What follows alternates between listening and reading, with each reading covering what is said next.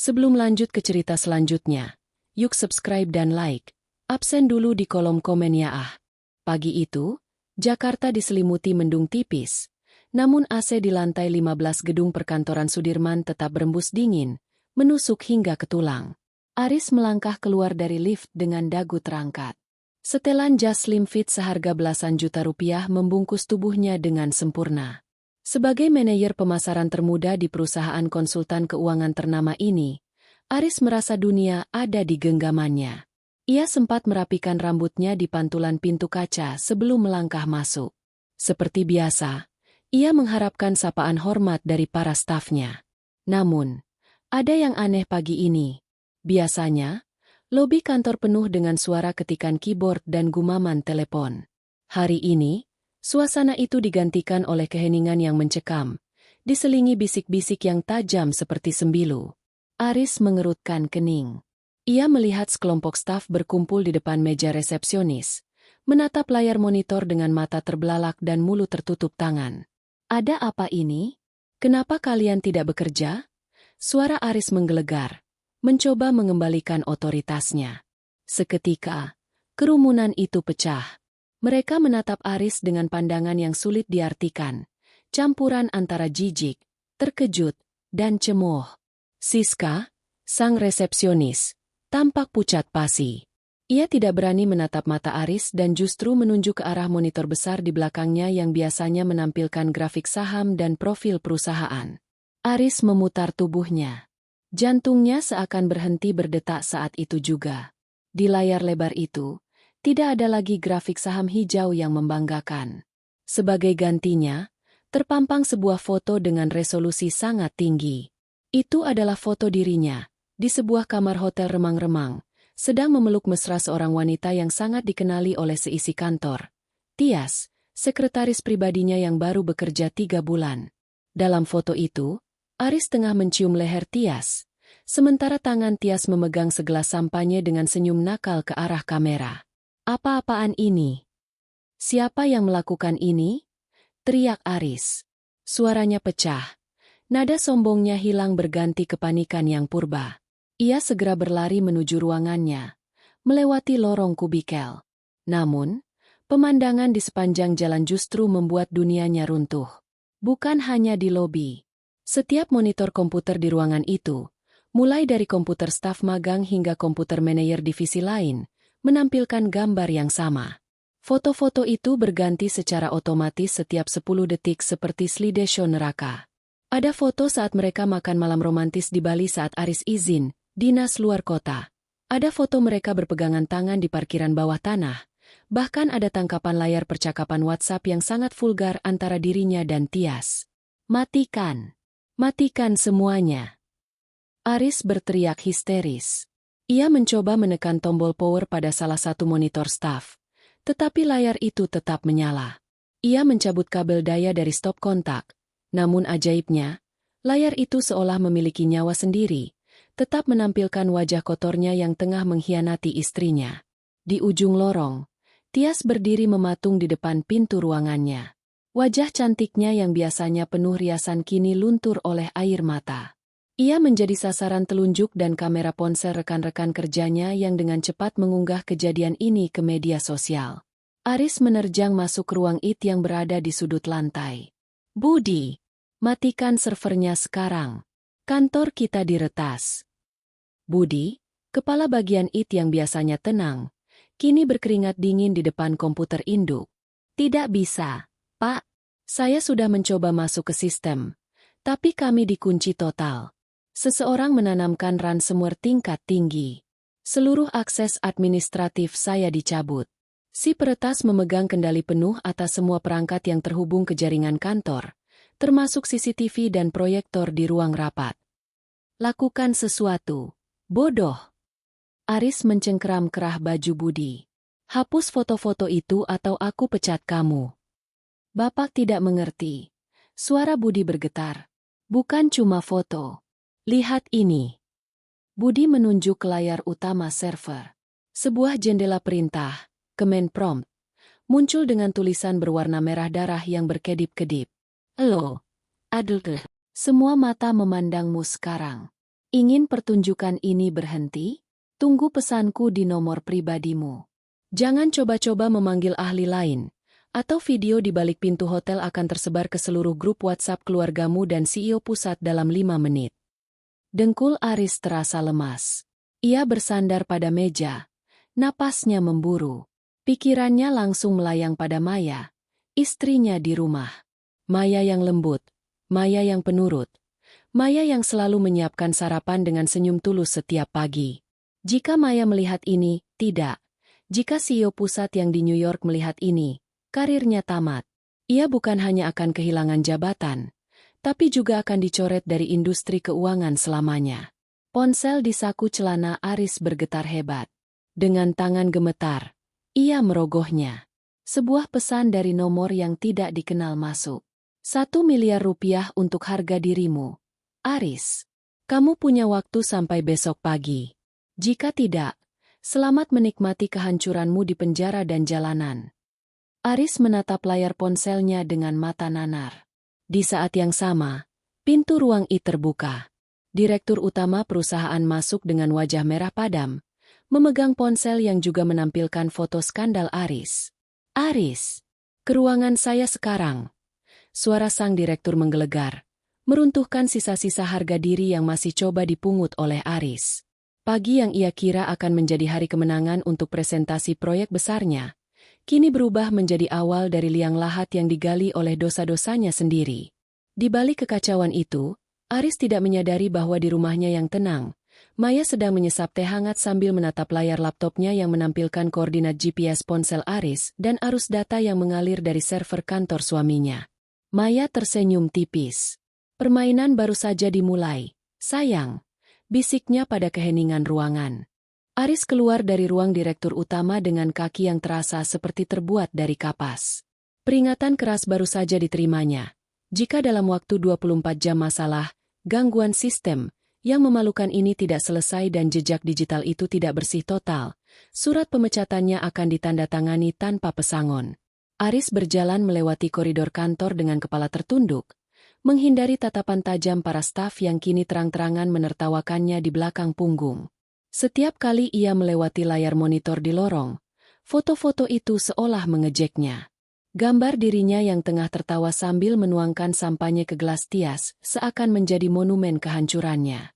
Ia mencoba masuk ke ruangannya sendiri, namun pintu kacanya sudah ditempeli kertas memo oleh entah siapa yang bertuliskan, "Manajer selingkuh."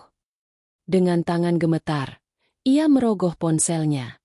Pesan dari si peretas masih ada di sana, dingin dan mengancam. 1 miliar. Angka itu berputar-putar di kepalanya seperti burung pemakan bangkai. Dari mana ia bisa mendapatkan uang sebanyak itu dalam waktu semalam? Sebagian besar asetnya ada dalam bentuk rumah yang ia tempati bersama Maya dan tabungan bersama yang jumlahnya lumayan besar. Aku harus pulang, gumamnya. Aku harus memastikan Maya tidak tahu apa-apa. Sepanjang perjalanan pulang, Aris didera kecemasan yang luar biasa. Ia terus memperhatikan layar ponselnya, takut jika si peretas mulai menyebarkan video yang dijanjikan ke grup WhatsApp keluarga besar mereka. Jika ibu mertuanya yang kolot melihat video itu, atau jika orang tuanya sendiri tahu, ia bukan hanya akan kehilangan pekerjaan, tapi juga akan diasingkan dari keluarga. Sesampainya di rumah, Aris berdiri di depan pintu selama beberapa menit, mengatur napasnya. Ia mencoba memasang wajah, lelah bekerja, yang biasa ia tunjukkan. Saat kunci pintu diputar, aroma masakan semur daging kesukaannya tercium dari arah dapur. Suasananya begitu tenang, begitu kontras dengan neraka yang baru saja ia alami di kantor. "Mas, sudah pulang?" Suara lembut Maya menyambutnya dari arah meja makan. Maya muncul dengan celemek bermotif bunga. Wajahnya tampak polos dan bersih tanpa riasan berlebih. Ia tersenyum manis, jenis senyum yang biasanya membuat Aris merasa tenang. Namun kali ini senyum itu justru membuatnya merinding. "Iya, Dek. Kantor lagi sedikit kacau, jadi Mas pulang lebih awal," jawab Aris sambil berusaha menghindari kontak mata. Ia meletakkan tas kerjanya di sofa dengan kasar. "Kacau kenapa, Mas? Ada masalah sama server lagi? Tadi aku coba telepon ke kantor mau tanya Mas mau makan malam apa, Tapi kata resepsionis sedang ada gangguan teknis besar-besaran. Tanya Maya sambil meletakkan piring di atas meja. Jantung Aris mencelos. Ah, iya. Ada virus masuk ke sistem. Biasalah, tim IT-nya saja yang tidak becus. Kamu tidak lihat apa-apa di media sosial atau berita? Maya menggeleng pelan sambil menyendokkan nasi ke piring Aris. Memangnya ada apa? Aku seharian sibuk membersihkan gudang atas dan berkebun. Ponselku malah ketinggalan di kamar terus. Ada berita penting. Aris mendesah lega. Bahunya yang tegang sedikit turun.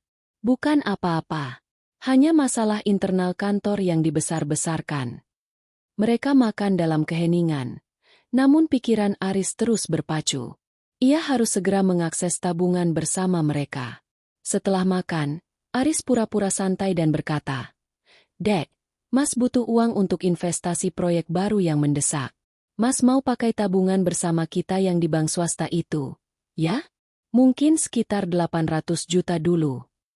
Maya terdiam sebentar, lalu meletakkan sendoknya. Ia menatap Aris dengan tatapan menyesal yang dibuat-buat. "Duh, Mas, maaf sekali. Aku lupa bilangnya." "Bilang apa?" Aris mulai merasa tidak enak. "Minggu lalu, kan Mas bilang kita harus mulai memikirkan masa depan dan aset. Jadi, uang di tabungan bersama itu sudah aku pindahkan semua ke rekening deposito atas nama ibuku. Kata Mas kan ibu lebih paham soal manajemen aset daripada aku. Jadi biar ibu yang kelola dulu supaya bunganya lebih besar dan tidak gampang kita tarik-tarik untuk hal tidak penting." Wajah Aris seketika memucat. Beralih dari putih ke abu-abu. "Kamu pindahkan?" "Semuanya. Kenapa tidak bilang-bilang aku dulu, Maya?" Suaranya naik 1 oktav. Maya tampak terkejut. Matanya berkaca-kaca seolah ingin menangis karena dibentak. "Loh, kan waktu itu Mas sendiri yang bilang, atur saja semuanya. Aku percaya kamu." "Mas lupa. Lagi pula itu untuk masa depan kita, kan?" Aris mengumpat dalam hati. Ia memang sering berkata begitu hanya untuk membuat Maya diam dan tidak banyak tanya saat ia sibuk berselingkuh dengan Tias. Sekarang, kata-katanya sendiri menjadi senjata yang melumpuhkannya. Uang itu kini ada di tangan ibu mertuanya. Seorang wanita tua yang sangat teliti dan tidak akan memberikan sepeser pun tanpa alasan yang sangat jelas. "Kenapa Mas butuh uang mendesak sekali? Untuk proyek apa?" Tanya Maya dengan nada penuh selidik namun tetap lembut. Bukan apa-apa. Hanya investasi saham yang sedang turun. Mas mau average down." Dalih Aris asal-asal. Ia segera bangkit dan masuk ke ruang kerja pribadinya. Mengunci pintu dari dalam. Ia harus mencari jalan lain. Ia membuka laptopnya, mencoba mencari cara untuk meretas balik atau melacak posisi si pengirim pesan. Namun setiap kali ia mencoba masuk ke situs-situs pelacak IP, layar laptopnya justru menampilkan pesan baru yang muncul di tengah layar. "Jangan membuang waktu dengan mencoba melacakku, Aris. Waktumu sisa 18 jam. Uang itu tidak ada di tabunganmu lagi, kan? Kasihan sekali. Tapi aku tahu kamu punya solusi lain. Pinjaman online selalu terbuka untuk orang yang putus asa sepertimu." Aris terlonjak dari kursinya. Bagaimana si peretas tahu apa yang baru saja ia bicarakan dengan istrinya? Apakah rumah ini disadap? Ia melihat sekeliling dengan paranoid. Ia memeriksa setiap sudut ruangan, di balik bingkai foto, di bawah meja. Namun ia tidak menemukan apa-apa. Ia tidak sadar bahwa di balik dinding ruang kerja itu, di kamar sebelah, Maya sedang duduk di depan sebuah perangkat canggih dengan headset menempel di telinganya. Maya tidak perlu menyadap rumah. Ia hanya perlu mengaktifkan mikrofon pada laptop Aris yang sudah ia kendalikan sejak sebulan lalu. Maya melihat wajah frustrasi suaminya melalui kamera web yang menyala tanpa indikator lampu. Ia melihat Aris mulai menjambak rambutnya sendiri. Wajah yang dulu ia cintai kini tampak seperti sampah di matanya. "Ayo, Aris," bisik Maya pada layar monitornya. "Ambil pinjaman itu. Hancurkan dirimu sendiri lebih dalam lagi. Aku ingin melihat seberapa jauh kamu akan merangkak untuk menyelamatkan muka palsumu itu." Di dalam ruang kerja, Aris akhirnya menyerah pada tekanan. Dengan tangan gemetar, Ia mulai mengunduh aplikasi pinjaman online satu persatu di ponselnya. Ia tahu bunganya akan mencekik leher. Ia tahu ini adalah bunuh diri finansial. Tapi ketakutan akan penjara dan rasa malu jauh lebih besar.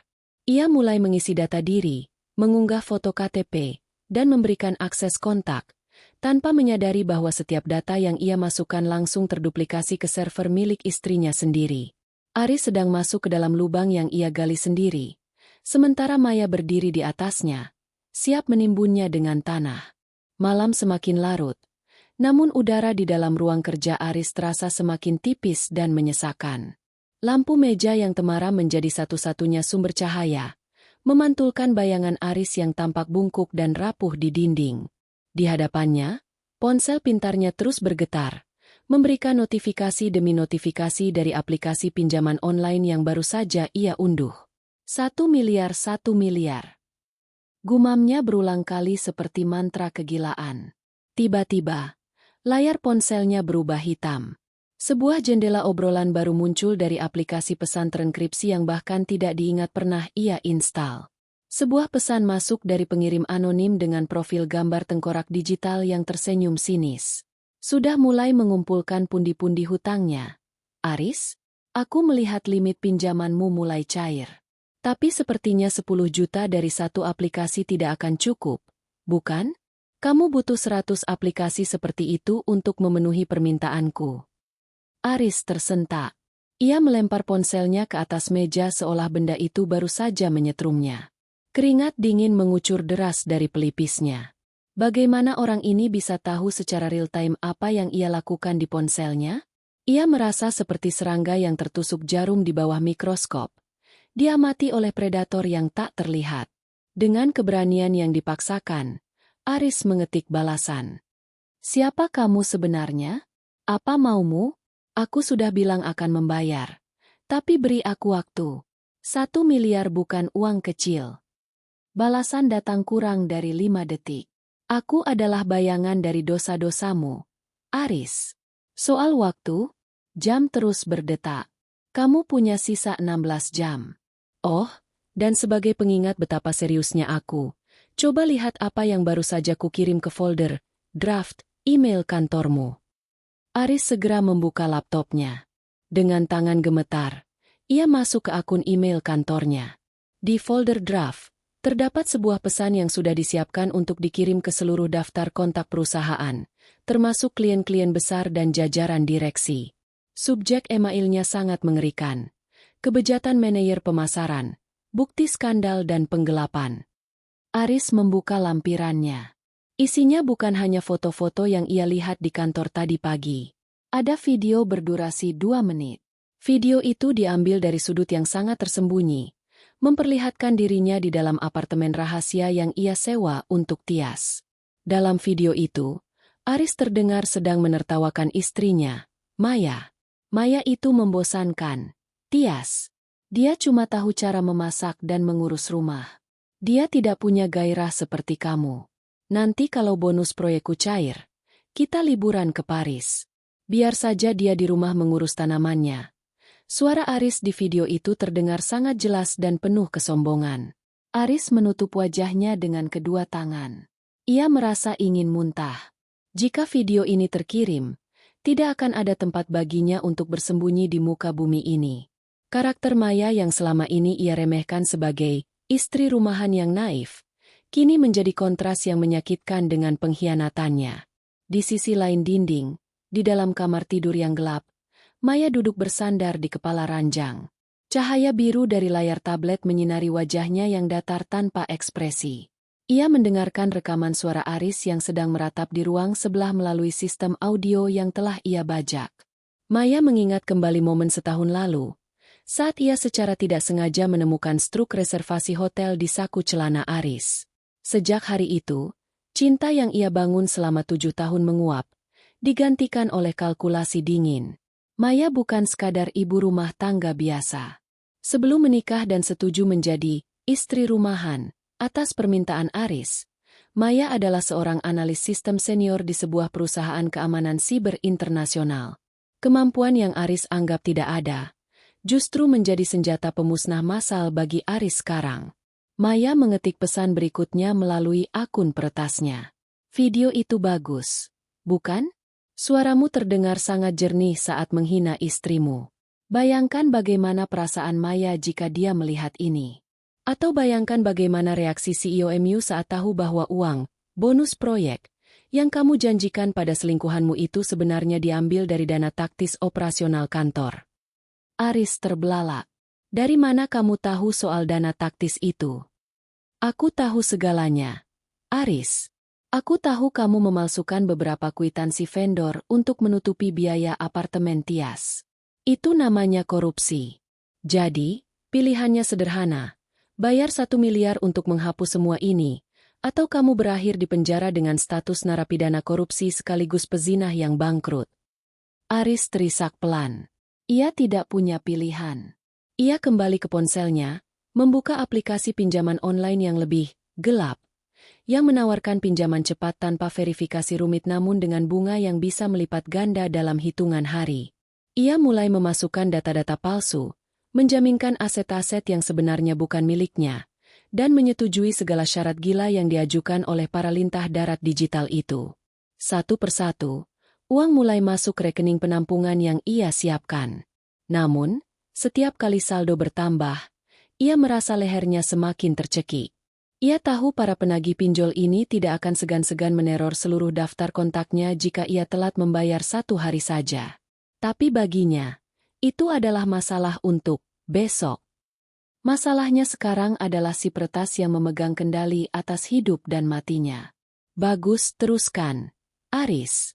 Aku melihat saldo rekeningmu mulai membengkak. Pesan dari peretas masuk lagi. Tapi ingat, jangan coba-coba memindahkan uang itu ke tempat lain. Aku mengawasi setiap transaksi keluar masuk di rekeningmu. Sekali saja ada pergerakan mencurigakan, tombol Send All pada email itu akan kutekan. Aris menyandarkan kepalanya di meja kerja yang keras. Ia merasa sangat lelah, namun matanya tidak bisa terpejam. Ia merasa seperti tikus yang masuk ke dalam perangkap yang dibuatnya sendiri. Ia tidak pernah menyangka bahwa sekretaris yang ia puja atau kesombongan yang ia pelihara akan membawanya ke titik terendah ini. Di kamar sebelah, Maya mematikan tabletnya. Ia merebahkan diri di samping bantal Aris yang kosong, menatap langit-langit kamar dengan puas. "Kamu ingin aku di rumah saja mengurus tanaman, Mas?" bisik Maya pada kegelapan. "Baiklah, aku akan menanam benih kehancuranmu, dan besok, aku akan memanen hasilnya." Maya memejamkan mata dengan tenang, tidur dengan nyenyak di tengah badai yang ia ciptakan sendiri, sementara di ruang sebelah, suaminya terus merangkak menuju jurang kebangkrutan demi membayar tebusan kepada orang yang selama ini ia panggil sayang. Matahari mulai mengintip dari balik gedung-gedung tinggi Jakarta, namun bagi Aris, cahaya itu terasa seperti lampu interogasi yang menyakitkan.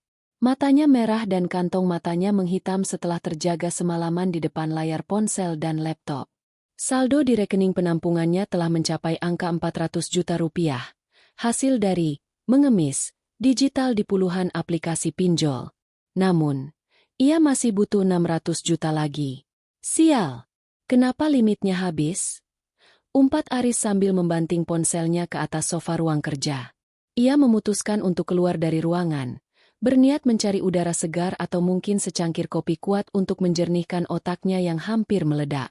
Saat melangkah ke ruang tengah, ia melihat Maya sedang sibuk mengepak beberapa koper besar. "Dek, kamu mau kemana?" tanya Aris dengan suara parau. Jantungnya berdegup kencang, takut jika Maya tiba-tiba mendapat kiriman video dari si peretas. Maya menoleh. Wajahnya tampak tenang namun ada sedikit gurat kesedihan yang dibuat-buat. "Mas, tadi malam ibu menelepon. Katanya tensinya tinggi dan butuh aku di sana beberapa hari untuk menemani ke rumah sakit. Jadi aku pikir, aku mau menginap di rumah ibu dulu." Aris merasa seperti mendapat durian runtuh. Jika Maya pergi ke rumah ibunya, ia akan punya kebebasan lebih untuk mengurus masalah peretasan ini tanpa harus takut istrinya curiga. "Oh, begitu? Ya sudah, hati-hati ya. Perlu Mas antar?" "Tidak usah, Mas. Aku sudah pesan taksi online." "Oh iya, Maya merogoh tasnya dan mengeluarkan sebuah map coklat. Ini surat-surat kendaraan dan sertifikat tanah rumah ini. Kemarin aku ambil dari brankas karena ibu mau lihat untuk urusan balik nama atau apalah yang Mas bilang tempo hari. Karena aku mau pergi. Aku taruh di meja makan ya. Takutnya Mas butuh. Mata Aris berbinar melihat map itu. Sertifikat tanah. Itu adalah tiket keselamatannya.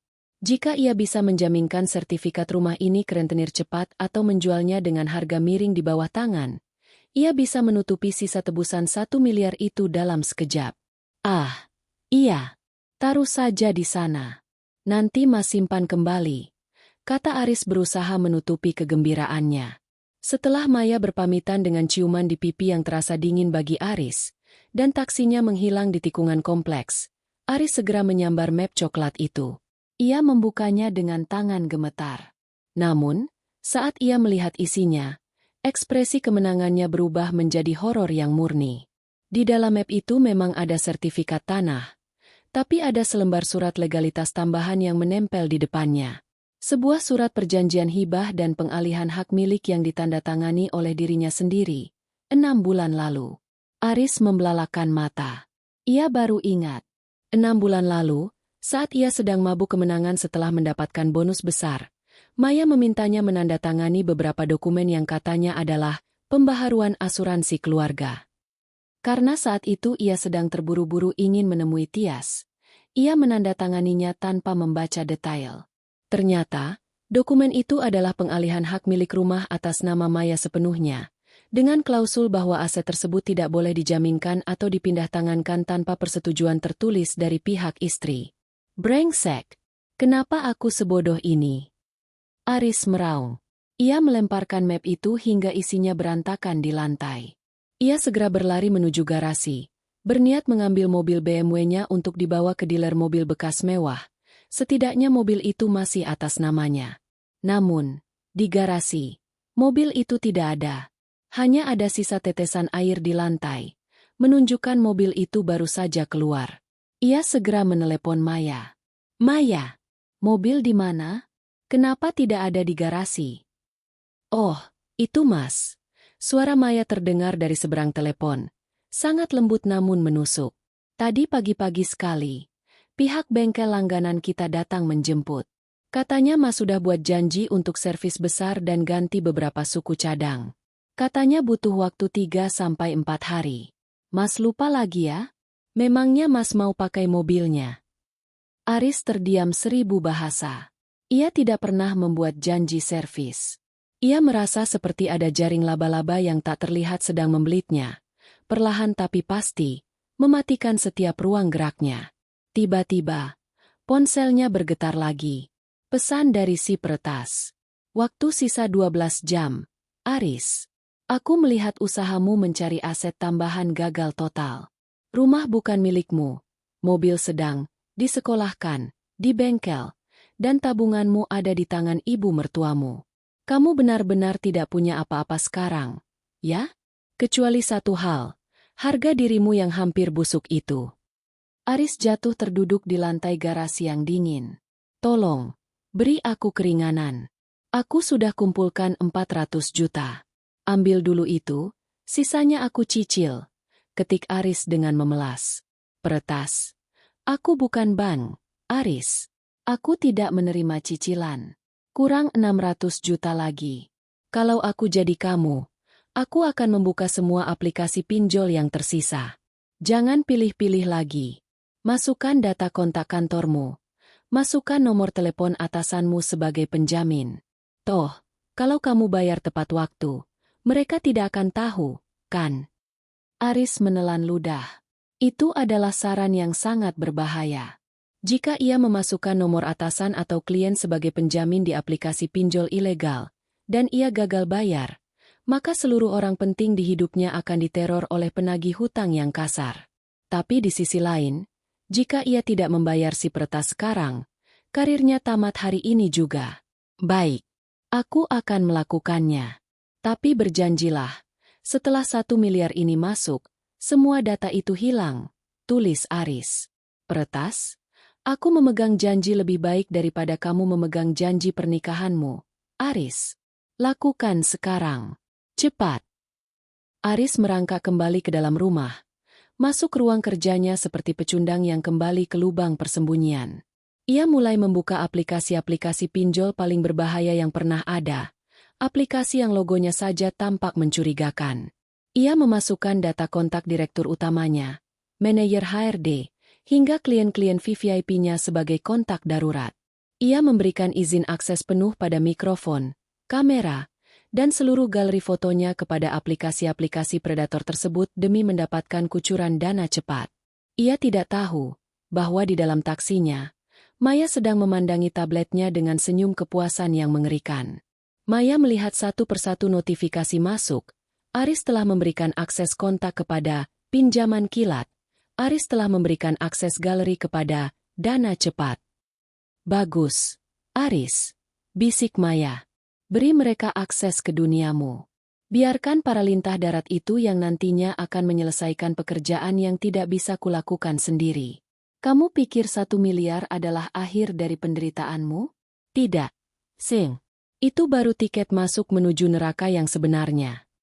Maya kemudian mengirimkan sebuah perintah kode singkat ke server kantor Aris. Tiba-tiba, di seluruh layar komputer kantor yang tadinya menampilkan foto mesra Aris, berganti menjadi sebuah hitungan mundur, countdown, besar berwarna merah, pukul 10. Di bawah hitungan itu tertulis, waktu tersisa sebelum seluruh data korupsi dan skandal manajer pemasaran dipublikasikan secara global. Aris yang melihat itu melalui akses jarak jauh di laptopnya, berteriak frustrasi. Ia mulai memasukkan data pinjol dengan kecepatan gila, tidak lagi peduli pada bunga 100% atau teror yang menanti. Ia hanya ingin jam itu berhenti berdetak. Ruang kerja Aris kini tampak seperti sarang pecandu. Puntung rokok berserakan di asbak yang penuh. Gelas-gelas kopi instan yang sudah dingin meninggalkan noda melingkar di atas meja kayu mahoninya, dan udara pengap oleh keringat kecemasan. Aris tidak lagi memedulikan penampilannya. Kemeja mahalnya kusut, dasinya entah terlempar kemana, dan matanya yang merah terus terpaku pada layar ponsel yang panas karena terus-menerus digunakan. Ia telah masuk ke fase kegilaan. Satu persatu, aplikasi pinjaman online, pinjol, ilegal dengan nama-nama aneh, kredit petir, dana naga, pinjam pro, mulai menyetujui pengajuannya. Namun, karena skor kreditnya mulai menurun akibat banyaknya pengajuan dalam waktu singkat, limit yang diberikan semakin kecil sementara bunganya semakin tidak masuk akal. Hanya 500.000?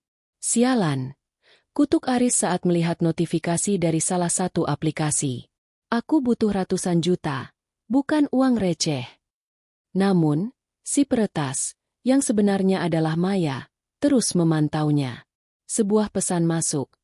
Jangan meremehkan recehan, Aris. Kumpulkan semuanya. Aku melihat kamu mulai ragu memasukkan daftar kontak pentingmu. Ingat, jam merah di kantormu terus berdetak. Sekarang sisa 8 jam lagi. Aris gemetar. Ia akhirnya melakukan hal yang paling tabu bagi seorang profesional. Ia mengunggah seluruh buku teleponnya ke server aplikasi pinjol ilegal tersebut.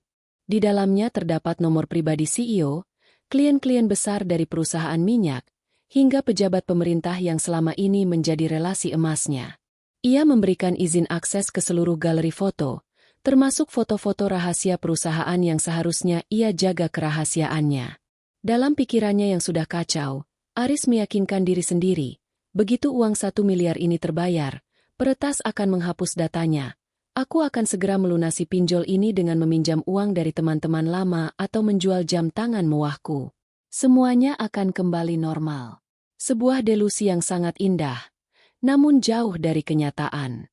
Uang mulai mengalir masuk rekening penampungannya dalam pecahan-pecahan kecil yang melelahkan. 10 juta, 5 juta, 15 juta. Setiap kali saldo bertambah, ponsel Aris berdering tanpa henti. Bukan pesan cinta dari Tias, yang sejak kemarin sudah memblokir nomornya karena ketakutan, melainkan pesan dari operator pinjol yang isinya sudah mulai bernada mengancam bahkan sebelum uang itu jatuh tempo. Terima kasih telah meminjam di Dana Naga. Ingat, Keterlambatan 1 jam berarti bunga 10% dari total pinjaman. Kami memegang data kontak Anda. Jangan coba-coba lari. Aris mengabaikan itu semua. Fokusnya hanya satu, mencapai angka 1 miliar. Saat angka di saldo rekeningnya akhirnya menyentuh 1.500.000 rupiah, Aris hampir menangis lega. Ia merasa seperti seorang pelari maraton yang akhirnya melihat garis finish. Aku sudah punya uangnya. Semuanya. 1 miliar rupiah. Ketik Aris kepada si peretas. Kirimkan nomor rekening atau alamat dompet digitalmu sekarang. Dan hapus semua sampah itu dari server kantor. Peretas. Bagus. Aris. Kamu ternyata punya bakat jadi peminjam yang gigih. Kirimkan uang itu dalam bentuk Bitcoin ke alamat dompet yang kukirimkan ini. Jangan mencoba melakukan penelusuran balik, atau aku akan menganggap transaksi batal. Aris, yang tidak terlalu paham tentang kripto, terpaksa mengikuti panduan yang dikirimkan si peretas. Ia mendaftar di sebuah bursa pertukaran, memindahkan seluruh uang dari pinjol itu ke sana, dan mengonversinya menjadi Bitcoin. Dengan sekali klik yang ia harapkan akan membeli kembali hidupnya, Aris mengirimkan aset digital senilai 1 miliar itu ke alamat anonim milik Maya. Detik setelah tombol kirim ditekan, Aris menyandarkan punggungnya ke kursi. Ia memejamkan mata, menunggu keajaiban. Beberapa menit kemudian, ia mengecek akses jarak jauh ke monitor kantor. Hitungan mundur berwarna merah itu menghilang. Foto-fotonya dengan tias di layar-layar komputer juga lenyap, berganti kembali menjadi logo perusahaan yang elegan. Berhasil. Aris berbisik. Aku selamat. Ia segera meraih ponselnya untuk menghubungi Maya, ingin berpura-pura bahwa semuanya baik-baik saja dan memintanya pulang. Namun, sebelum ia sempat mencari nama Maya, sebuah notifikasi baru masuk. Bukan dari peretas, tapi dari aplikasi Dana Naga. Aris yang terhormat, bunga pertama Anda telah jatuh tempo. Total tagihan sekarang, 1.200.000.000 rupiah. Jika tidak dibayar dalam 1 jam, kami akan mengirimkan foto KTP Anda dan pesan, peminjam tidak bertanggung jawab, ke seluruh kontak di ponsel Anda. Aris terperanjat. 1 jam. Bunga 200 juta dalam 1 jam. Ini gila. Ia mencoba membalas pesan itu, namun tidak ada jawaban manusia, hanya bot yang mengirimkan pesan ancaman otomatis. Di saat yang sama, pesan dari si peretas masuk untuk terakhir kalinya pagi itu. Peretas, transaksi diterima. Data di server kantor sudah bersih. Aris, kamu bisa bernapas lega untuk saat ini. Tapi ingat satu hal, aku hanya bilang menghapus data di server kantor. Aku tidak pernah bilang menghapus salinan yang ada padaku, atau menghentikan polisi untuk menyelidiki korupsimu. Selamat menikmati hutangmu, Tuan Manayer. Aris merasa jantungnya seperti diremas oleh tangan besi. Apa? Tunggu. Hei, kamu janji akan menghapus semuanya. Tidak ada balasan. Nomor itu tiba-tiba tidak aktif. Akun obrolan itu menghilang, meninggalkan Aris dalam kesunyian yang mengerikan di ruang kerjanya. Tiba-tiba, ponselnya berdering. Itu telepon dari direktur utamanya. Aris menjawabnya dengan tangan gemetar. Ya, Pak. Aris, apa yang terjadi dengan ponselmu? Saya baru saja mendapat pesan WhatsApp dari aplikasi pinjaman online yang bilang kamu menjadikan saya penjamin hutangmu. Dan mereka melampirkan foto kamu sedang memegang KTP. Apa-apaan ini? Kamu mau merusak reputasi perusahaan. Suara sang direktur terdengar sangat murka, bahkan lebih marah daripada saat melihat foto skandalnya kemarin. Aris terpaku. Teror pinjol baru saja dimulai. Uang 1 miliarnya sudah hilang entah kemana, dan si peretas masih memegang kartu asnya. Ia menyadari satu hal yang terlambat. Ia tidak baru saja membeli kebebasan. Ia baru saja mendanai kehancurannya sendiri dengan uang yang bukan miliknya. Di sebuah kafe kecil di dekat rumah ibunya, Maya menutup laptopnya. Ia menyesap latte coklatnya dengan nikmat. Di layar ponselnya, terlihat notifikasi masuknya Bitcoin senilai 1 miliar rupiah ke dompet digitalnya yang tidak terlacak. 1 miliar dari kantong pinjol untukku, dan sisa hidup di penjara untukmu, gumam Maya. Adil, bukan?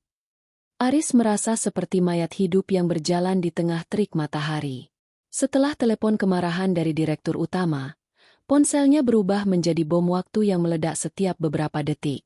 Notifikasi dari puluhan aplikasi pinjol masuk tanpa henti. Nadanya bukan lagi sekadar pengingat, melainkan ancaman pembunuhan karakter. Aku harus tenang. Uang sudah kukirim. Si peretas bilang data di kantor sudah bersih. Gumam Aris, mencoba menyemangati dirinya sendiri sambil membasuh wajahnya yang kuyu di wastafel kamar mandi.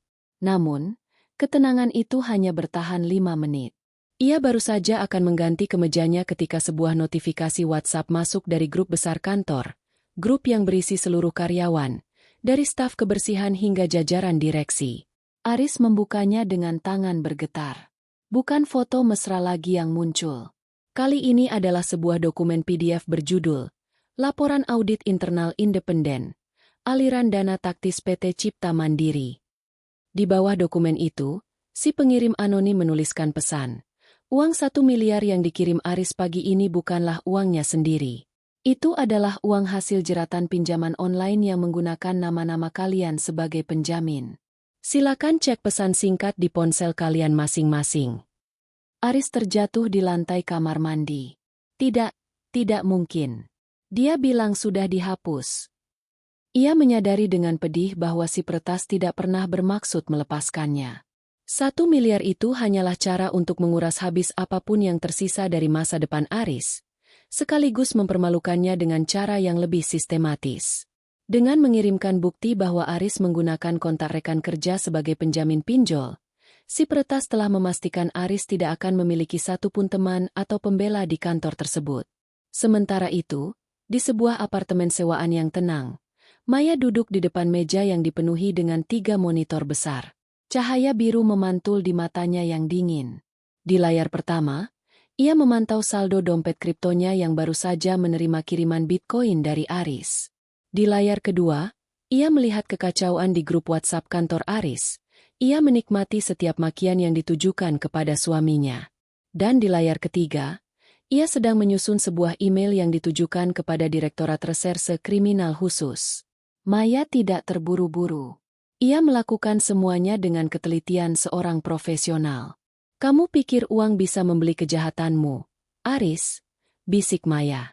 Ia memindahkan dana 1 miliar tersebut melalui beberapa lapisan, mixer, kripto untuk memastikan jejaknya hilang sepenuhnya.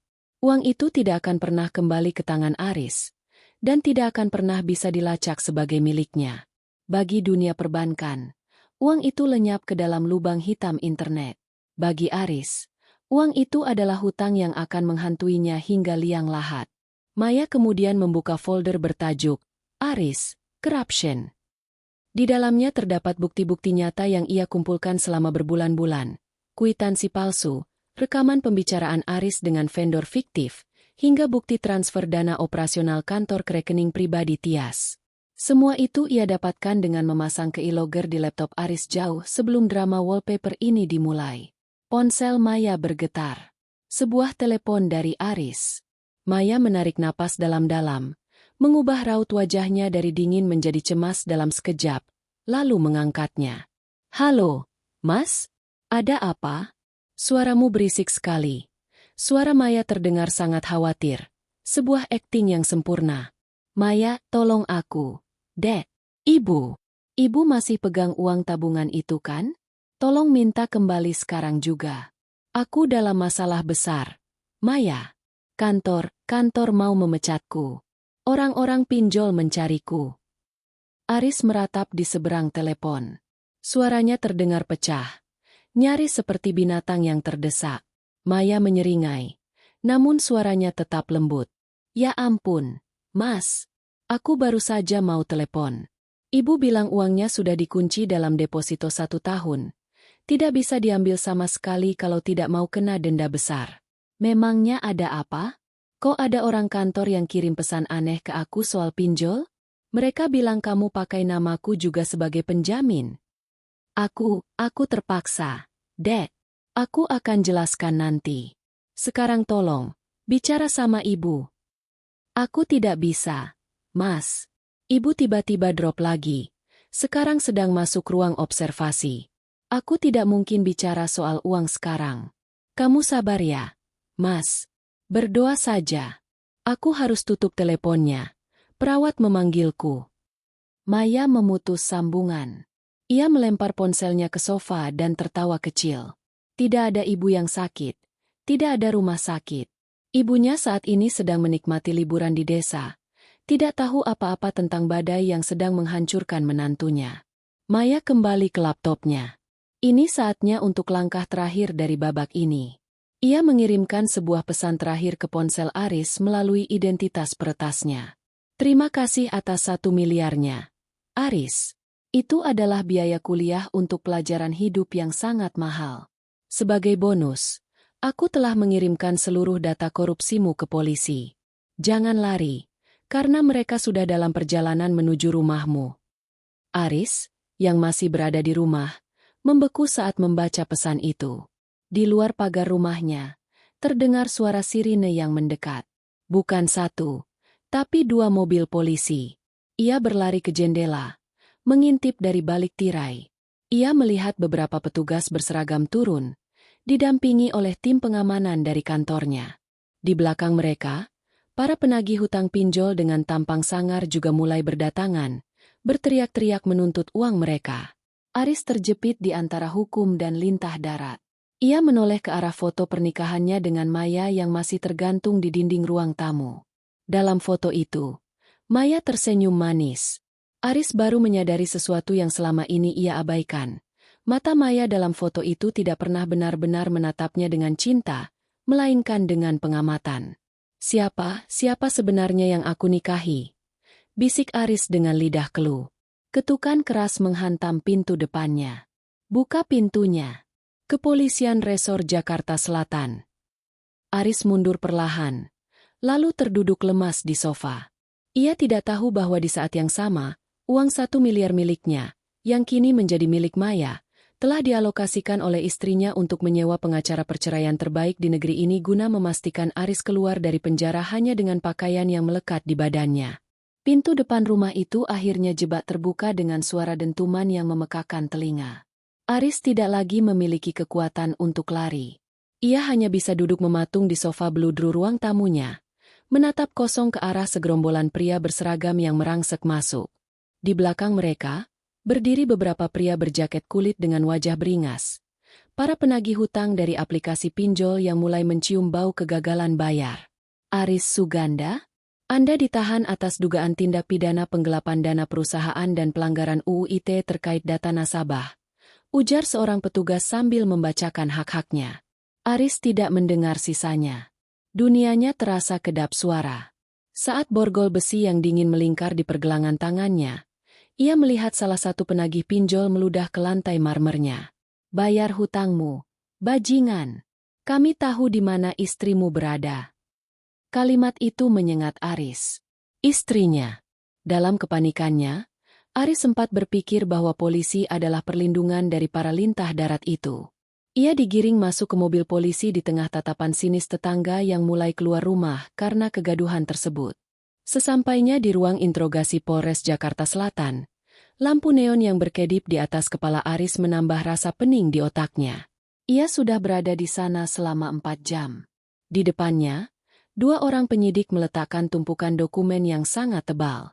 Kami menerima laporan anonim yang sangat lengkap, Aris, kata penyidik senior bernama AKP Heru. Laporan ini berisi rincian setiap sen yang Anda ambil dari dana taktis PT Cipta Mandiri selama 2 tahun terakhir.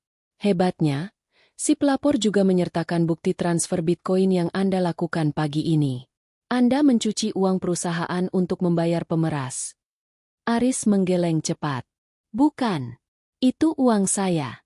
Saya meminjam dari aplikasi online untuk membayar peretas yang merusak sistem kantor. AKP Heru tertawa sinis. Peretas? Sistem kantor Anda sudah kami periksa melalui tim siber. Memang ada penyusupan, tapi anehnya, jejaknya mengarah pada aktivitas yang sangat rapi, seolah-olah si peretas tahu persis di mana Anda menyimpan file-file kotor Anda. Dan soal uang 1 miliar itu, Data dari aplikasi pinjol menunjukkan Anda menggunakan data pribadi atasan Anda sebagai penjamin. Itu sudah masuk delik penipuan. Aris merosot di kursinya. Harapan bahwa ia bisa menjelaskan posisinya sebagai korban pemerasan mulai pupus. Si peretas telah mengatur segalanya agar Aris terlihat seperti kriminal yang panik dan mencoba menghilangkan jejak dengan cara ilegal. Siapa peretas itu? Aris? Berikan kami namanya. Tuntut penyidik. Saya tidak tahu. Kami hanya bicara lewat aplikasi pesan terenkripsi. Teriak Aris frustrasi. Tiba-tiba, pintu ruang interogasi terbuka. Seorang petugas masuk membawa sebuah tablet. Komandan, ada kiriman video baru ke email pengaduan kita. Pengirimnya sama dengan yang mengirim laporan audit. AKP Heru memutar video tersebut di hadapan Aris. Jantung Aris seakan berhenti. Video itu menampilkan rekaman CCTV dari sebuah hotel, namun bukan video syur yang ia takuti. Video itu merekam Aris yang sedang duduk di lobi hotel bersama seorang pria yang dikenal sebagai perantara, pencucian uang, ke Lastri.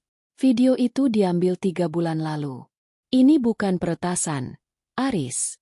Ini bukti bahwa Anda sudah lama bermain api, kata AKP Heru. Aris ternganga. Ia ingat pertemuan itu. Tapi ia tidak pernah menyangka ada yang merekamnya dari jarak sedekat itu. Siapa yang bisa masuk sedalam itu ke dalam hidupnya? Tias? Tidak mungkin. Tias terlalu bodoh untuk urusan siber. Saya ingin bicara dengan istri saya, bisik Aris. Tolong, biarkan saya menelepon Maya. Dia pasti punya pengacara. Dia pasti bisa membantu saya menjelaskan soal tabungan kami. Penyidik memberikan izin untuk 1 panggilan telepon. Aris menekan nomor Maya dengan jari gemetar. Panggilan pertama tidak diangkat. Panggilan kedua dialihkan. Pada panggilan ketiga, suara Maya akhirnya terdengar. Halo, Mas? Suara Maya terdengar sangat tenang. Terlalu tenang untuk seseorang yang suaminya baru saja ditangkap polisi. Maya, tolong aku. Aku di kantor polisi. Mereka menuduhku korupsi dan menipu pinjol. Tolong bawa sertifikat rumah atau apa saja. Bicaralah pada ibu agar depositonya dicairkan. Aku butuh pengacara sekarang juga. Aris bicara dengan nada meracau. Hening sejenak di seberang telepon. Aris bisa mendengar suara deburan ombak yang samar di latar belakang telepon Maya. Mas, kamu ingat tidak? Apa yang kamu katakan pada Tias di video itu? Bahwa aku membosankan? Bahwa aku hanya tahu cara mengurus tanaman? Suara Maya kini berubah. Tidak ada lagi nada lembut yang naif. Suaranya dingin, setajam pisau bedah. Aris terdiam. Napasnya tertahan. Maya, apa maksudmu? Kamu pikir peretas itu orang luar, Mas? Kamu pikir siapa yang memasang keylogger di laptopmu saat kamu tertidur pula setelah pulang dari apartemen Tias? Siapa yang memindahkan uang tabungan ke rekening ibu bukan untuk investasi, tapi untuk memastikan kamu tidak punya sepeser pun untuk melarikan diri? Dunia Aris runtuh seketika. Kamu yang melakukannya? Kamu yang meretas kantor? Maya terkekeh pelan. Suara tawa yang paling mengerikan yang pernah didengar Aris. Aku hanya mengembalikan apa yang seharusnya. 1 miliar dari pinjol itu adalah pajak pengkhianatan yang harus kamu bayar. Dan uang itu sekarang sudah bersih, Mas. Sudah kusebar ke berbagai yayasan yatim piatu dan sebagian kecil untuk biaya hidupku setelah kita cerai. Kamu tahu, ternyata menghancurkanmu jauh lebih memuaskan daripada merawat tanaman. Maya, kamu tidak bisa melakukan ini. Aku suamimu. Teriak Aris histeris hingga petugas harus memegangi bahunya. Suamiku sudah mati sejak dia membawa wanita lain ke tempat tidur yang aku rapihkan setiap pagi, kata Maya datar. Selamat menikmati masa tuamu di penjara, Aris. Oh, dan jangan khawatir soal penagih pinjol. Aku sudah memberikan alamat kantormu dan alamat orang tuamu kepada mereka sebagai kontak darurat. Biar semua orang tahu siapa Aris Suganda sebenarnya. Klik. Sambungan terputus. Aris menjatuhkan ponsel dari tangannya. Ia menatap ke arah cermin satu arah di ruang interogasi, Menyadari bahwa bayangan pria di dalam sana bukan lagi seorang manajer sukses, melainkan seonggok sampah yang telah dibuang oleh orang yang paling ia remehkan. Maya benar-benar memberinya harapan palsu, harapan bahwa uang bisa menyelamatkannya, sementara uang itu sebenarnya adalah tali gantung yang ia lilitkan sendiri ke lehernya.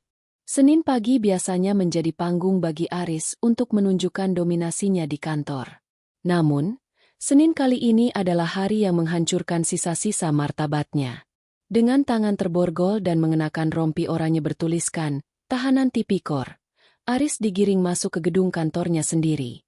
Pihak kepolisian melakukan rekonstruksi dan penyitaan aset di ruang kerjanya untuk melengkapi berkas perkara penggelapan dana. Lobi kantor yang biasanya penuh dengan senyum palsu para bawahan, kini berubah menjadi barisan hakim moral. Tidak ada lagi bisik-bisik. Yang ada hanyalah teriakan hujatan. "Penipu! Gara-gara kamu, ponselku diteror penagih pinjol setiap 10 menit." Teriak salah satu staf bagian keuangan saat Aris melintas. "Mampus kamu, Aris! Tega-teganya kamu memakai data pribadi kami untuk hutang harammu." Timpal staf yang lain. Aris hanya bisa menunduk. Wajahnya pucat pasi. Namun, kejutan sebenarnya baru dimulai ketika mereka sampai di lantai 15. Di depan ruang rapat utama, berdiri sesosok wanita yang sangat ia kenal. Bukan Tias, yang kabarnya sudah melarikan diri keluar kota karena malu, melainkan Maya. Maya berdiri di sana dengan anggun, mengenakan setelan blazer hitam yang sangat formal, didampingi oleh dua pria berpakaian rapi yang memegang tas koper kulit. Aris mengira Maya datang untuk membantunya, atau setidaknya menunjukkan rasa iba terakhir. "Maya, tolong katakan pada mereka, ini semua salah paham." Rintih Aris saat langkahnya terhenti di depan istrinya. Maya tidak membalas dengan pelukan. Ia justru memberikan sebuah map biru kepada petugas kepolisian yang mendampingi Aris. "Pak Polisi, saya Maya, istri tersangka. Saya di sini memenuhi panggilan audit internal perusahaan sebagai saksi kunci sekaligus menyerahkan bukti tambahan yang baru saya temukan di brankas pribadi di rumah kami." Suara Maya terdengar sangat profesional, tanpa ada getaran emosi sedikit pun. Aris membelalak. "Bukti apa lagi, Maya? Kamu sudah mengambil segalanya dariku." Maya menatap Aris, matanya sedingin es di kutub utara. "Aku menemukan flash disk berisi cadangan laporan keuangan ganda yang kamu sembunyikan di bawah ubin ruang kerja, Mas. Ternyata penggelapan yang kamu lakukan jauh lebih besar dari yang dilaporkan kantor. Kamu bukan hanya mencuri 1 atau 2 miliar, tapi hampir 5 miliar selama 3 tahun terakhir." "Kamu bohong. Aku tidak pernah punya flash disk itu," jerit Aris. "Ah, masa? Sidik jarimu ada di sana, Mas. Dan semua datanya sangat spesifik. Kamu menggunakan uang itu untuk membeli apartemen atas nama selingkuhanmu, bukan?" Maya tersenyum tipis. Sebuah senyuman yang membuat bulu kuduk Aris berdiri. Aris baru menyadari betapa mengerikannya strategi Maya. Maya tidak hanya meretas datanya. Maya menanam bukti tambahan yang sangat kredibel. Dengan kemampuan teknisnya, Maya bisa dengan mudah membuat data palsu yang terlihat sangat asli, atau mengungkap data asli yang selama ini Aris kubur dengan rapi. Di mata hukum, Maya adalah istri jujur yang melaporkan kejahatan suaminya, sementara Aris adalah predator finansial yang tak tahu diri. Direktur utama perusahaan keluar dari ruang rapat. Ia menatap Aris dengan kebencian mendalam, lalu bersalaman dengan Maya. "Terima kasih, Bu Maya. Jika bukan karena keberanian Anda melaporkan penyimpangan ini, perusahaan kami mungkin sudah bangkrut karena ulah suami Anda. Kami akan memastikan semua kerugian dikembalikan dari aset-aset yang masih tersisa." "Sama-sama, Pak. Saya hanya ingin kebenaran terungkap," jawab Maya santun. Aris merasa lututnya lemas. "Aset yang mana lagi? Kamu sudah memindahkan semuanya ke ibu kamu." Maya menoleh ke arah Aris untuk terakhir kalinya sebelum ia berbalik pergi. "Oh, soal itu. Aku sudah berkonsultasi dengan pengacara. Karena semua aset itu sekarang secara legal adalah milik ibuku sebagai hibah, dan rumah itu atas namaku, maka aset-aset tersebut tidak bisa disita untuk menutupi hutangmu. Kamu harus membayarnya dengan masa tahananmu, Mas. Dua pria di samping Maya kemudian maju. Perkenalkan, kami dari firma hukum, Pradana Ako. Kami menyerahkan surat gugatan cerai dan tuntutan hak asuh penuh. Mengingat status Anda sebagai tersangka tindak pidana berat dan perilaku moral yang buruk, kami yakin hakim akan mengabulkan gugatan klien kami dalam waktu singkat. Aris meraung histeris, mencoba menerjang ke arah Maya, namun petugas polisi dengan sigap menahannya. Maya, kamu iblis. Kamu yang merencanakan semua ini. Pak polisi, dia peretasnya. Dia yang mencuri uang 1 miliar itu. AKP Heru, yang memimpin pengawalan, hanya menggelengkan kepala. Aris, berhentilah berhalusinasi. Bu Maya tidak punya latar belakang yang mencurigakan di catatan sipil. Dia hanya seorang ibu rumah tangga. Dan uang 1 miliar yang Anda maksud? Kami sudah melacaknya. Uang itu mengalir ke dompet kripto internasional yang digunakan oleh jaringan peretas anonim. Lalu lenyap. Tidak ada bukti sepeser pun masuk rekening istri Anda. Aris tertawa liar. Tawa yang terdengar sangat menyedihkan. Ia sadar ia telah kalah telak. Maya telah menghapus jejak digitalnya dengan sangat sempurna. Dia adalah hantu di dalam mesin. Penguasa di balik layar yang tidak akan pernah tersentuh hukum. Saat Aris digiring kembali menuju lift, ia melihat Maya berjalan keluar menuju lobi dengan langkah ringan. Di luar gedung, puluhan wartawan sudah menunggu. Maya tidak menghindar. Ia justru memberikan pernyataan singkat tentang pentingnya integritas dalam keluarga dan pekerjaan. Bagi dunia, Maya adalah pahlawan wanita yang tegar. Bagi Aris, Maya adalah algojo yang menjemputnya menuju tiang gantungan tanpa meninggalkan setitik pun noda darah di tangannya. Selamat hari Senin, Mas. Bisik Aris pada dirinya sendiri, menirukan ucapan yang biasa ia katakan setiap kali ia merasa di atas angin. Kini, Senin telah menjadi hari kematian bagi kebebasannya. 1 minggu telah berlalu sejak penangkapan dramatis di kantor. Aris kini mendekam di sel sementara yang sempit, bau apak, dan penuh dengan nyamuk. Rambutnya yang dulu tertata rapi kini berminyak dan acak-acakan. Matanya cekung, menyiratkan jiwa yang sudah remuk. Namun, ada satu hal yang terus memberinya sedikit sisa energi, kemarahan yang membara terhadap Maya. Pagi itu, seorang petugas mengetuk jeruji selnya. Aris Suganda, ada kunjungan. Ruang kaca, 10 menit. Jantung Aris berdegup kencang. Ia berharap itu pengacaranya yang membawa kabar baik, atau mungkin ibunya. Namun, saat ia melangkah masuk ruang kunjungan yang dibatasi kaca tebal, ia menemukan Maya sedang duduk di sana. Maya tampak luar biasa cantik. Ia mengenakan gaun sutra berwarna marun yang baru, tas branded di pundaknya, dan kacamata hitam yang ia lepaskan perlahan saat melihat Aris duduk di hadapannya. Aris menyambar gagang telepon di dinding dengan kasar. Maya melakukan hal yang sama dengan gerakan tenang yang elegan. Puas kamu sekarang, teriak Aris melalui telepon. Suaranya serak karena terlalu banyak berteriak dalam sel. Lihat aku. Aku membusuk di sini sementara kamu bersenang-senang dengan uangku. Maya tersenyum, bukan senyum manis seorang istri, melainkan senyum predator yang baru saja menyelesaikan perburuannya. Uangmu, Mas? Sejak kapan uang hasil korupsi dan pinjaman online disebut uangmu? Itu uang hasil keringat orang lain yang kamu curi. Kamu peretasnya. Aku tahu itu. Aris menghantam kaca dengan kepalan tangannya. Kenapa polisi tidak percaya padaku? Kenapa mereka begitu buta? Maya mendekatkan wajahnya ke kaca. Matanya menatap tajam ke pupil Aris. Karena di dunia ini, Aris, orang tidak melihat apa yang benar, tapi apa yang terlihat benar.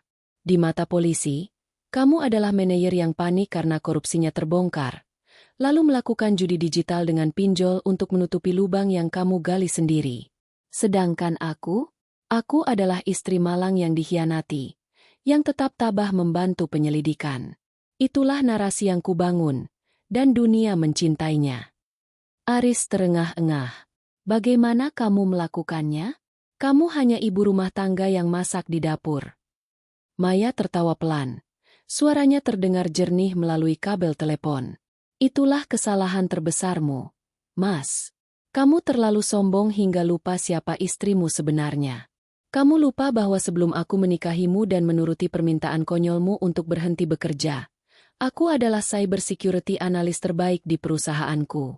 Kamu pikir aku menghabiskan waktu di rumah hanya untuk mengurus tanaman?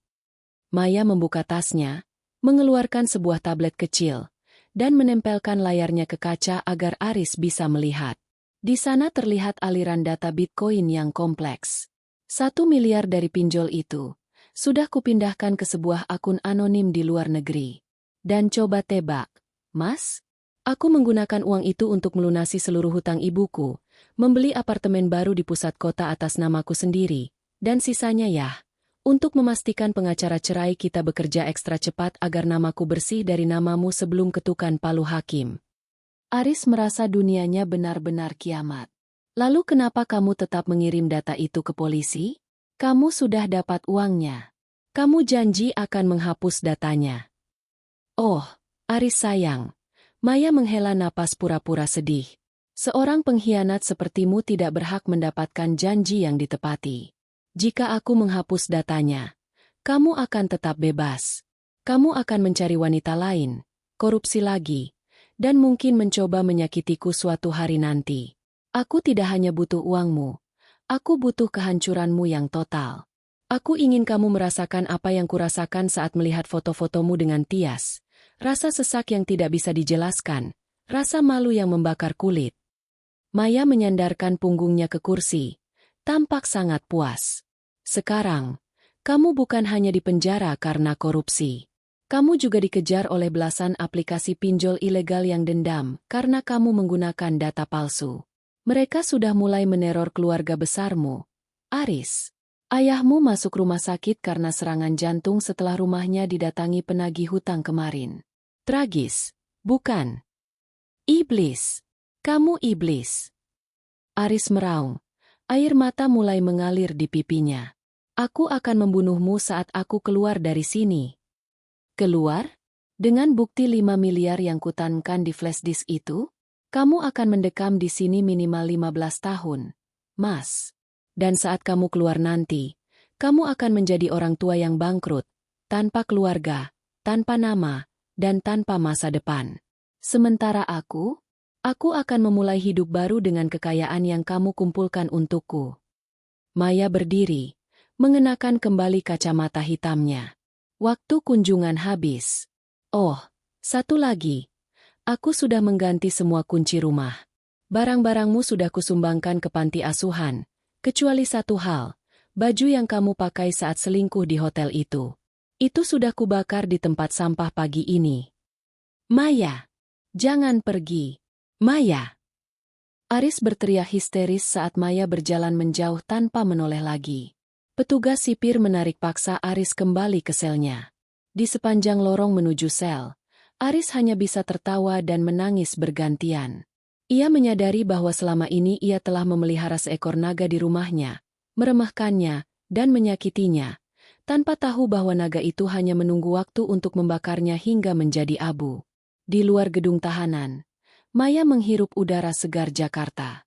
Ia mengeluarkan ponselnya dan mengetik sebuah pesan singkat ke nomor asing yang merupakan rekan lamanya di dunia siber. Pekerjaan selesai. Semua jejak telah dibersihkan. Aris sudah berada di tempat yang seharusnya. Maya masuk ke dalam mobil barunya, menyalakan radio yang memutar lagu tentang kebebasan, dan meluncur pergi meninggalkan masa lalunya yang busuk di balik jeruji besi. Dinginnya lantai beton sel penjara kini menjadi teman setia Aris setiap malam. Tidak ada lagi kasur empuk dengan spray sutra. Tidak ada lagi keharuman kopi mahal di pagi hari. Di sini, yang ada hanya bau pesing, keringat dari puluhan narapidana yang berjejal, dan suara teriakan yang menghantui setiap tidurnya. 3 bulan telah berlalu sejak vonis dijatuhkan. Berkat bukti-bukti tambahan yang ditanamkan Maya secara sistematis, hakim tidak memberikan ampun. Aris dijatuhi hukuman 12 tahun penjara atas dakwaan berlapis. Penggelapan dana dalam jabatan, penipuan, dan pelanggaran UU ITE. Harta bendanya disita oleh negara, Namun karena hampir semua aset berharga telah berpindah tangan ke atas nama Maya dan ibunya jauh-jauh hari melalui dokumen hibah yang sah, Aris benar-benar jatuh miskin. Namun, penjara hanyalah permulaan dari nerakanya. Suganda, ada paket untukmu, teriak seorang petugas sipir sambil melempar sebuah amplop coklat ke dalam sel. Aris membukanya dengan tangan gemetar. Di dalamnya terdapat salinan putusan cerai dari pengadilan agama. Ia kini resmi menjadi duda, tanpa hak asuh anak, dan tanpa sepeser pun tunjangan. Namun yang lebih menyakitkan adalah selembar foto yang terselip di balik dokumen itu. Foto itu memperlihatkan Maya sedang berdiri di depan sebuah butik mewah yang baru saja dibuka. Maya tampak bersinar, mengenakan perhiasan yang dulu Aris belikan namun kini tampak lebih pantas di tubuhnya yang tampak bebas. Di sampingnya, terdapat papan nama butik tersebut. Maya S. Freedom. Di balik foto itu tertulis catatan kecil dengan tulisan tangan Maya yang rapi. Terima kasih atas modal usahanya, Mas. 1 miliar itu sangat berguna untuk membangun mimpi yang dulu kamu hancurkan. Jangan lupa makan jatah nasimu hari ini. Aris meremas foto itu hingga hancur. Sialan kau, Maya. Sialan. Penderitaan Aris tidak berhenti di sana. Teror pinjaman online yang ia ambil demi membayar tebusan peretas ternyata memiliki ekor yang sangat panjang. Karena ia menggunakan data kontak seluruh rekan kerja dan keluarganya sebagai penjamin, kini ia menjadi musuh publik nomor 1 di lingkaran sosialnya sendiri. Setiap minggu, ia menerima surat dari pengacara mantan rekan-rekannya yang menuntut ganti rugi atas teror yang mereka alami dari para penagih hutang. Orang tuanya di desa pun tidak luput dari kehancuran. Ayahnya yang sudah tua terpaksa menjual tanah warisan satu-satunya hanya untuk menghentikan ancaman para lintah darat digital yang mendatangi rumah mereka setiap hari. Di dalam sel, Aris menjadi sasaran perundungan narapidana lain. Statusnya sebagai koruptor yang pelit membuatnya tidak populer. Ia tidak memiliki uang untuk membeli perlindungan atau sekadar rokok di dalam penjara. Ia seringkali harus mencuci baju narapidana kelas kakap hanya untuk mendapatkan sepotong roti tambahan. Suatu malam, saat hujan deras mengguyur gedung penjara, Aris meringkuk di pojokan selnya. Ia menatap ke arah monitor CCTV di lorong penjara. Tiba-tiba, monitor itu berkedip-kedip. Selama beberapa detik, gambar statis hitam putih itu berubah menjadi sebuah gambar yang sangat ia kenal.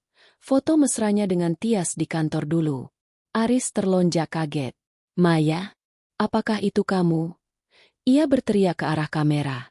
Gambar itu berganti dengan teks sederhana. Game over, Aris. Lalu layar kembali normal. Aris terseduh-seduh di kegelapan. Ia menyadari bahwa meskipun ia sudah di penjara, Maya masih memantaunya. Maya tidak akan membiarkannya tenang. Maya ingin ia selalu ingat bahwa setiap detik penderitaannya adalah hasil dari rancangan matang seorang istri yang ia hianati. Sementara itu, di sebuah apartemen penthouse yang menghadap ke arah Cakrawala, Jakarta, Maya duduk di balkon sambil memegang segelas anggur. Ia menatap lampu-lampu kota yang berkelap-kelip indah. Laptopnya tertutup di sampingnya. Ia telah menghapus semua perangkat lunak peretasan yang ia gunakan. Baginya, tugas itu sudah selesai. Ia melihat berita di televisi yang menayangkan segmen tentang bangkitnya pengusaha wanita korban KDRT dan perselingkuhan. Maya tersenyum. Ia telah berhasil mengubah narasi hidupnya dari seorang korban menjadi seorang pemenang. Ia tidak hanya mendapatkan kekayaan, tapi juga martabat dan kekuatan yang belum pernah ia bayangkan sebelumnya. Uang 1 miliar dari hasil pinjol Aris telah ia bersihkan melalui saluran yang sah dan ia gunakan untuk hal-hal produktif. Ia bahkan menyisihkan sebagian untuk dana beasiswa bagi anak-anak dari keluarga yang berantakan akibat perselingkuhan. Maya menyesap anggurnya untuk terakhir kali malam itu. Ia merasa damai. Rasa pahit pengkhianatan yang dulu membakar dadanya kini telah padam, digantikan oleh kepuasan dingin dari keadilan yang ia ciptakan dengan tangannya sendiri. Mampuslah di sana, Aris, bisiknya pada angin malam. Karena di dunia ini, teknologi dan kecerdasan selalu menang di atas kesombongan dan nafsu. Esok pagi, Maya akan pergi ke bandara untuk liburan panjang yang sudah lama ia impikan. Paris, tempat yang dulu dijanjikan Aris kepada selingkuhannya. Namun kali ini, Maya pergi dengan uang Aris, tanpa Aris, dan dengan kebahagiaan yang tidak akan pernah bisa dicuri oleh siapapun lagi. Aris Suganda hanyalah sebuah catatan kaki yang gelap dalam buku kehidupan Maya yang kini penuh dengan lembaran baru yang cerah.